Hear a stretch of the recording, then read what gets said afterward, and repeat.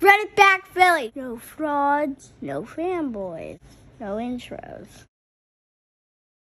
Yeah, I'm not taking anything from Embiid playing bad. That's what I'm saying. I get the frustration there, but I mean, the whole team was bad in general. It's just hard to just focus on Embiid when everyone was You're so not bad. frustrated with the way that Embiid played. You don't think he was ducking the smoke in Game 7? I, it's okay. Like, imagine being on a battlefield and you're literally by yourself. How even if you're the best warrior, aren't you gonna like You falter go. a little bit? You're gonna be like, okay, I might get killed out here tonight. You Like, know, I think it was hard to have confidence when there was no confidence coming from his team.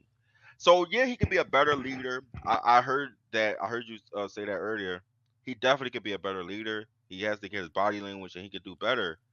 But you also like you get a sense when you going into battle with guys that know got your back. That kind of gives you that confidence as well. And I think he just felt overwhelmed by something that it didn't look right. I mean, from the beginning, nobody was making shots. Not from the beginning.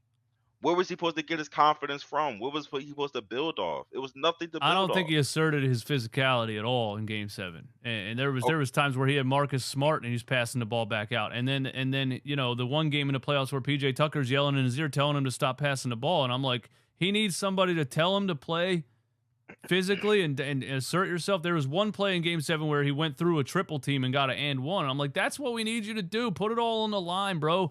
I remember that play. If you Yeah, start getting called for offensive fouls, then okay, at least you're trying to dominate. He stopped trying to dominate. That's what I saw in Game I 7. think he did. I don't know if that was because of the knee, because sometimes when you like, especially how fast they stop and go, it might hurt when he does like that type of bully ball. I'm not giving him excuses. I'm just saying maybe that's why. Because think of like I said, it's not only that okay, he was supposed to have the confidence to do the play down low like you're saying and get the basket, but it's also hard to do that when the other team is so empowered into collapsing on him because they don't they're sagging off their guys by like 5 feet. I They're already in the paint. So as soon as he touched the ball and he takes a couple of dribbles, he backs down. They're starting to already like you see like a couple of times you saw that when he start to back down and somebody come up behind him and swipe the ball from behind.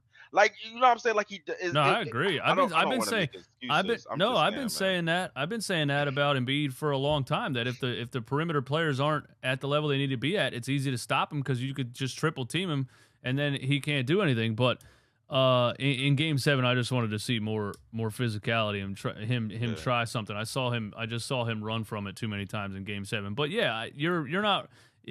You could be right that he lost confidence because so many times he'd pass the ball to PJ Tucker in the corner, and this guy's over here looking around and pump faking and like. So it's like, yeah, what are you guys doing? If Joel And Embiid, I guess you could make the argument if Joel Embiid had Jamal Murray, Michael Porter Jr., and Contavious Caldwell Pope out there, could he take a team to the NBA Finals? I think he could. Yeah. Yeah. So I think he absolutely could. you can be right And that the roster okay, once so again isn't well, good look enough. at But what how he many said years right has it there. not been good enough? Look what he said though. Harford took Embiid's heart. Now that's something that's been going on for years, right? So that's why. So if you're the coach and hey, my big guy, yeah, he's been getting taken out by this guy for years.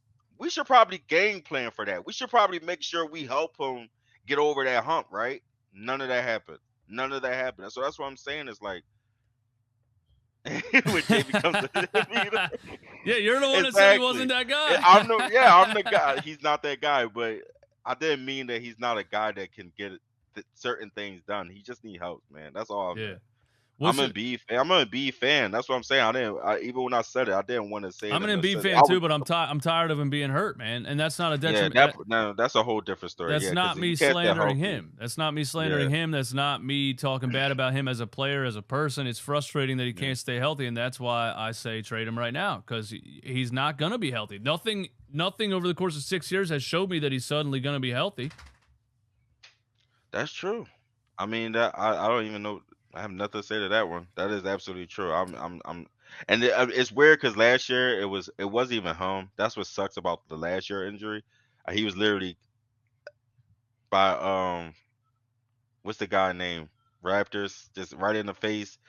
Oh yeah, orbital fracture. Pascal. Yeah, that wasn't even on him. So I don't even know you can say that's injury prone because he was literally punched in the face. But uh, it just, I mean, it's just how it goes, how it crumbles. Like it's messed up, but it's true. Like we can't do anything with a guy who's just Yeah. not available, not healthy. Like I You don't know, need it to, sucks. at the end of the day, no matter what Embiid does, I think we're both on the same page that he probably can't be the number one option in an offense.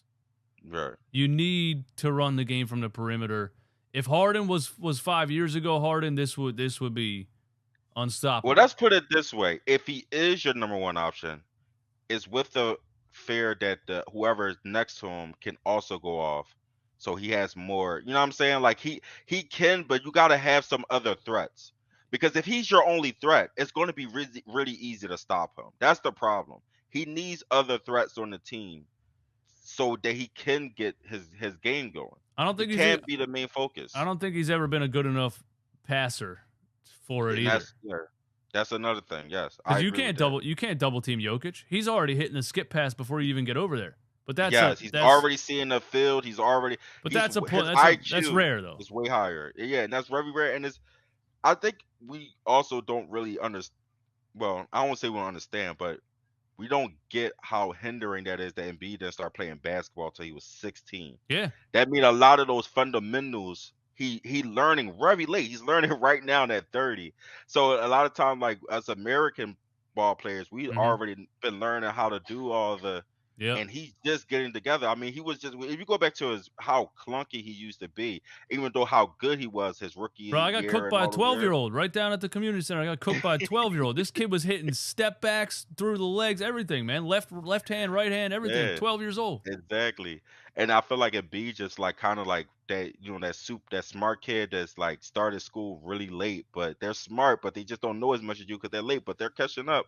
Like I feel like he's that, like he's catching up, but he's just starting so late. So yeah, the simple passes, the bounce, like not even catching like James Harden, one of the best things he did with Clint Capella was lobs.